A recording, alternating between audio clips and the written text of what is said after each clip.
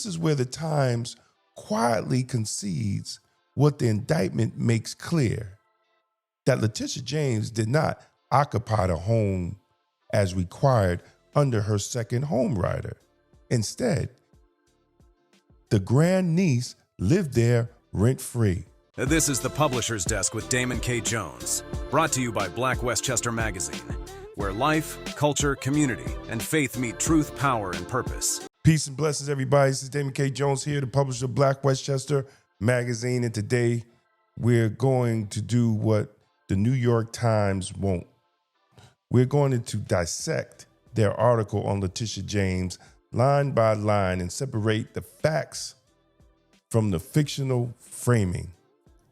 Because when the Times says it's telling a story, what they're really doing is spinning a narrative, one that softens power and rewrites accountability into sympathy. The article opens up with this line: 5 years ago, the door of a modest yellow house on a quiet stretch on Avenue in Norfolk, VA, swung open to admit a young family. Now let's pause right there, brothers and sisters. Now, that's not how a hard news article starts. That's a Hallmark movie or on a Hallmark card. Instead of leading with what the indictment says, they lead with the color, the tone, emotion. They frame this story like a family drama, not a federal fraud case. The modest yellow house isn't just scenery, it's a psychological setup. They're priming the reader to feel pity, not scrutiny. That's framing 101. Start with innocence, not the evidence. Then we get this. The great aunt who had purchased the house in 2020 with Miss Thompson in mind would come for extended stay. Extended stay? Not ownership? Not use? Just visits? See, this is where the Times quietly concedes what the indictment makes clear, that Letitia James did not occupy the home as required under her second home rider. Instead, the grandniece lived there rent-free. So what they do, they rebrand that as a family generosity. But the federal government calls that misrepresentation. And in plain English, it's lying on mortgage documents. The next line, the great aunt, Letitia James, was indicted by President Trump Justice Department. Now that's a sleight of hand right there. See, Trump doesn't indict anyone. The Justice Department does.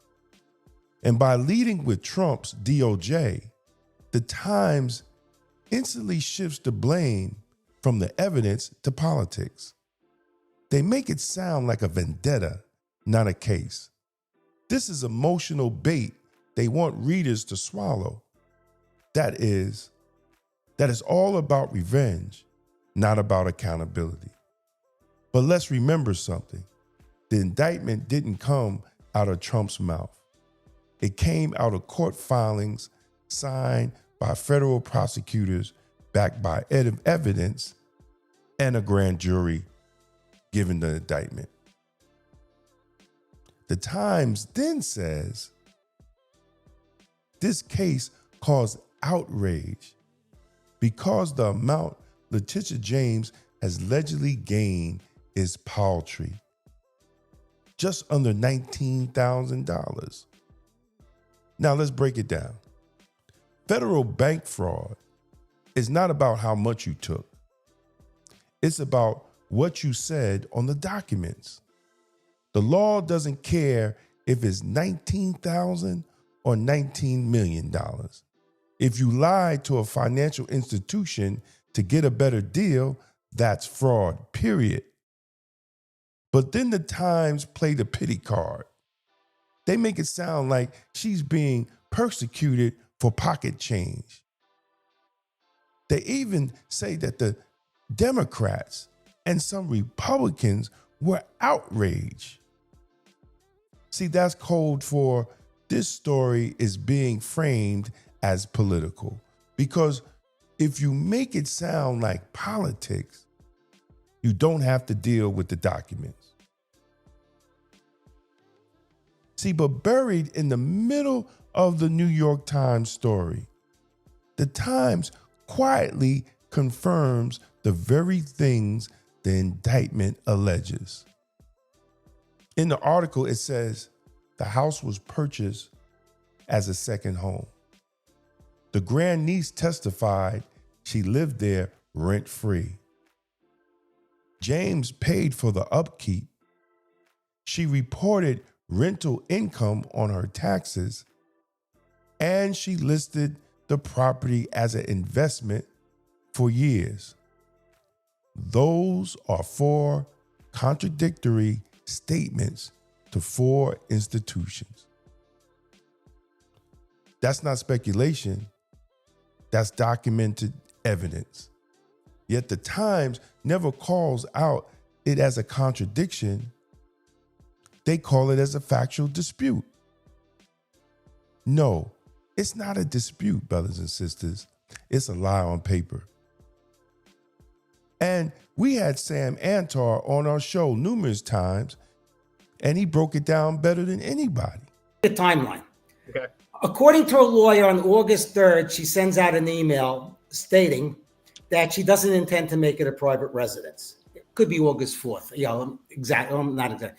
Around August 17th, she signs the power of attorney that's notarized by 2 members of her office, saying that she intends to make that property her primary residence. Now, the lawyer claims it was a subsequent document before closing where she reaffirmed that it was going to be a primary residence. But let's put all of that aside.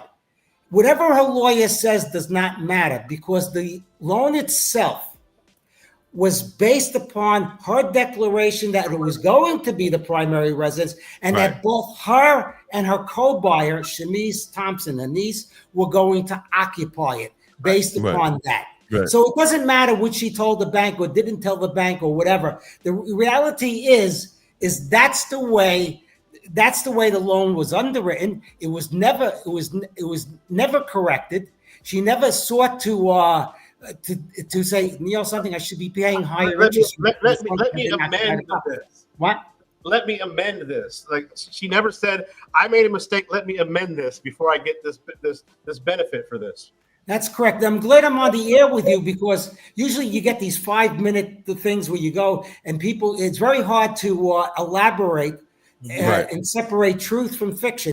Then what the article tries to do is bring in so-called experts to soften the blow, talking about how these cases are hard to prove, how the burden of proof is high, how there's a lot of gray areas. That's not legal analysts. That's preemptive damage control. Every journalist knows the playbook. When the evidence is bad, bring in an expert to tell the readers it's complicated. But this isn't complicated, brothers and sisters. She signed the second home agreement, said that she lived there, then she rented it out and reported it as investment income. You don't need a finance professor to tell you what that means. And how does the New York Times end the news story? Not with the evidence, not with the indictment. It ends like this. Children's toys were scattered around the porch. A woman said no comment, and a neighbor expressed astonishment. That's not journalism, ladies and gentlemen. That is emotional theater in mainstream media. The story doesn't close on accountability. It closes on sympathy. The house becomes a prop for pity. Meanwhile, here at Black Westchester, blackwestchester.com, we have been doing what the Times won't, reviewing the evidence, interviewing legal experts, and asking real questions. We didn't wait for the indictment. We reviewed the documents months before the indictment dropped.